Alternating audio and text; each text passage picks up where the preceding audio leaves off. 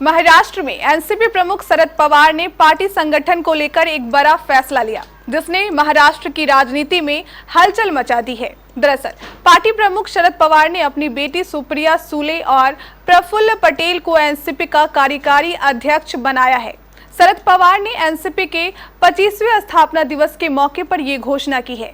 वहीं पार्टी के वरिष्ठ नेता और भतीजे अजित पवार को कोई नई जिम्मेदारी नहीं दी गई है, जिसको लेकर सियासी पंडित तमाम तरह की चर्चा कर रहे हैं।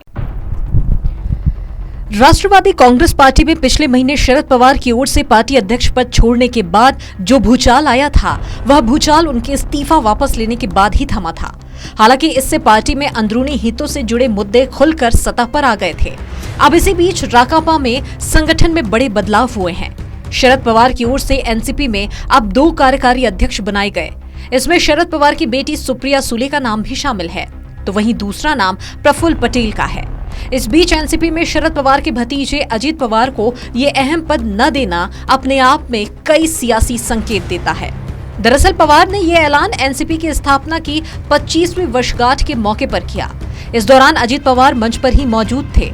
पवार ने प्रफुल्ल पटेल को मध्य प्रदेश, गुजरात, राजस्थान, झारखंड, गोवा राज्य के अलावा राज्यसभा की जिम्मेदारी सौंपी, तो वहीं सुप्रिया सुले के पास महाराष्ट्र, हरियाणा, पंजाब, यूपी और लोकसभा की जिम्मेदारी है।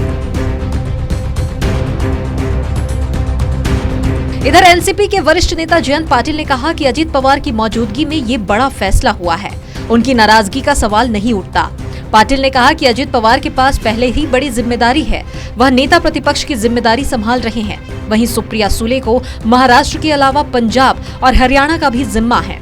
सुप्रिया सुले और प्रफुल्ल पटेल को पार्टी का कार्यकारी अध्यक्ष बनाए जाने पर एनसीपी के वरिष्ठ नेता छगन भुजबल ने कहा कि इन्हें कार्यकारी अध्यक्ष बनाया गया है ताकि चुनाव का काम और राज्यसभा और लोकसभा का काम बांटा जा सके। चुनाव नजदीक होने के कारण उनके कंधों पर ज्यादा जिम्मेदारी सौंपी गई है। यह साल 2024 के लोकसभा चुनाव के काम को संभालने के लिए लिया गया फैसला है।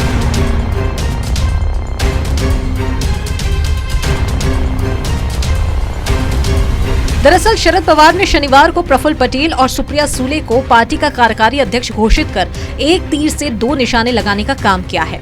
शरद पवार का फैसला जहां बेटी सुप्रिया को एनसीपी की कमान देने का संकेत देता है, तो वहीं भतीजे अजित पवार को पार्टी के अहम पदों से नजरअंदाज करता है।